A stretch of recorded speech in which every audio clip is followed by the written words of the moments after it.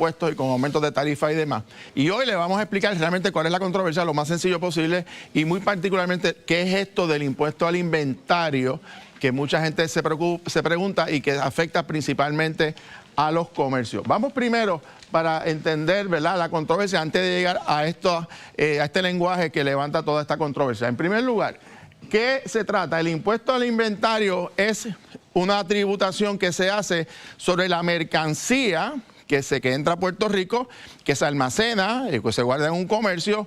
Y el problema que tiene en términos principales es que puede generar entre 250 hasta 380 millones de dólares al año a los municipios. Esto es un tributo, un impuesto que cobran los municipios. ¿Cuál es el problema principal que afecta tanto a los comerciantes?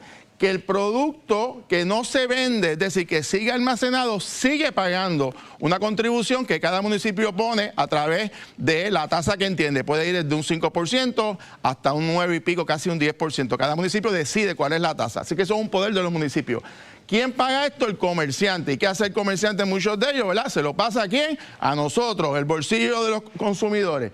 ¿Qué ha hecho la gobernadora? La gobernadora ha señalado, ha presentado un proyecto de administración que establece que se saque un promedio de los últimos años, se congele la tasa, es decir, que se ponga una cantidad fija y que eso le permitiría a los comercios traer mercancía y no tener que aumentar el pago que le hacen a los municipios porque se congelaría por un periodo de 5 años.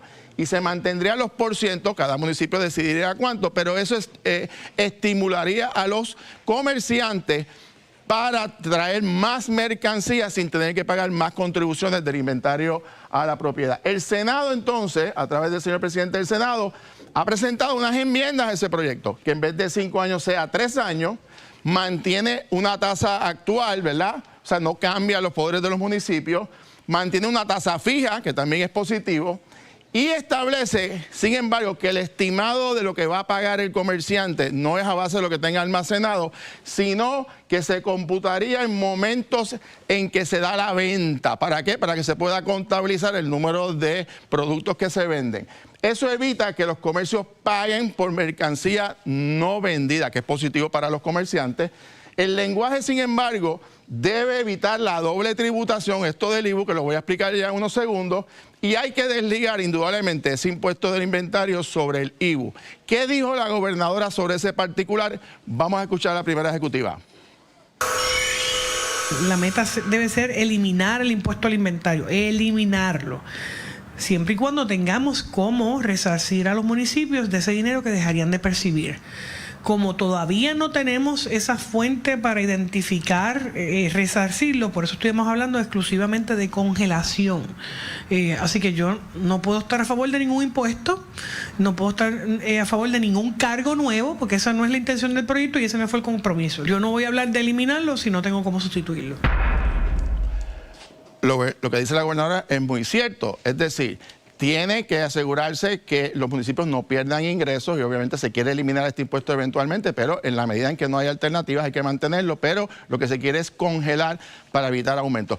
Mire, pero si usted dice todavía no tiene claro cómo realmente que funciona este impuesto, se lo voy a explicar bien sencillito. Miren, esta es la alcaldía, el municipio, este es el comercio y estos son los consumidores.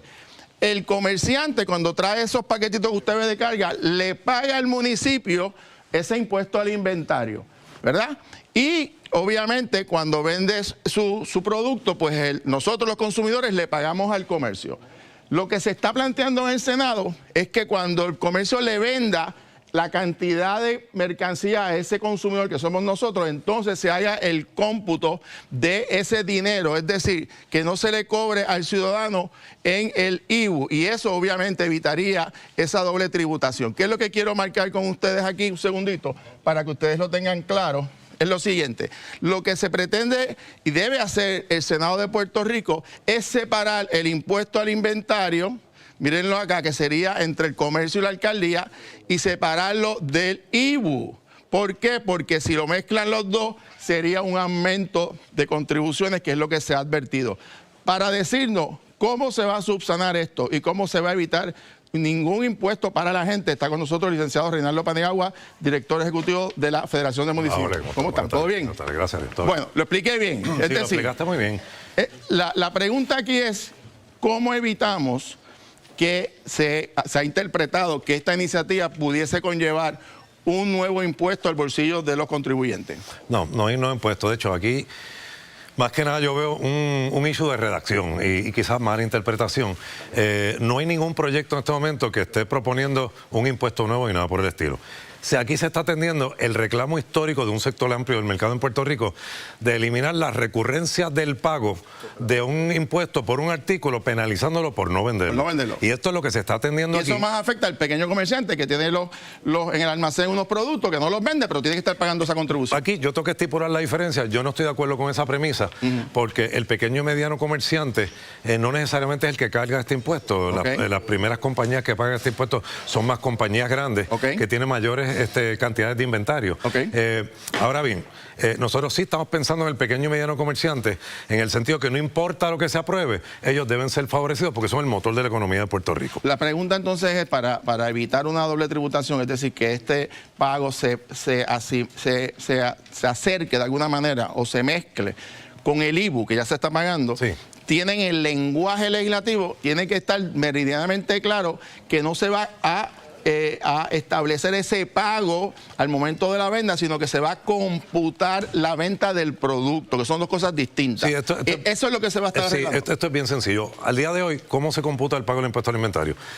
Se saca un promedio del inventario físico en almacén que tiene el comercio, mes tras mes, y al final del año se saca por la tasa contributiva, se saca lo que nosotros estamos proponiendo o no proponiendo en este proyecto, pero históricamente lo hemos hecho, para que todo el mundo pueda sacar todo el inventario que a su haber necesite tener, es que se trabaje a base del cómputo de este inventario vendido ya, que es lo que tú estás explicando ahora, y tú en vez de hacer un cómputo a base del inventario físico, es a base del inventario ya vendido, lo pagas una sola vez. Si los alcaldes están apoyando este proyecto del Senado, volvemos al lenguaje que se está trabajando y que obviamente hay que evitar que se convierta en un nuevo impuesto a la gente. La pregunta es, ¿se va a rechazar cualquier lenguaje que se interprete como un impuesto a la gente? Sí, y como cuestión de hecho, ya nos hemos comunicado hoy con las personas que están bregando con la redacción del proyecto del Senado, y en el comité de conferencia se va a enmendar esa oración que ha sido motivo de discusión pública hoy, la controversia, y se va a conformar el proyecto a lo que fue la intención del Senado. Quiero aclarar que esto no es un proyecto del CRIM ni de los municipios, es un proyecto del Senado, de la gobernadora, y se enmendó en el Senado, pero nosotros estamos de acuerdo en este momento con que se enmiende a los efectos de que esto no significa un impuesto adicional definitivamente. Bueno, nosotros vamos a estar vigilantes a ese texto final para mirarlo hasta el día 30 de junio que cierre la sesión y asegurarnos de que haya ningún impuesto nuevo para la gente y que obviamente se pueda subsanar estas diferencias que hay entre el sector privado y el Senado de Puerto Rico. Pasamos con Felidán.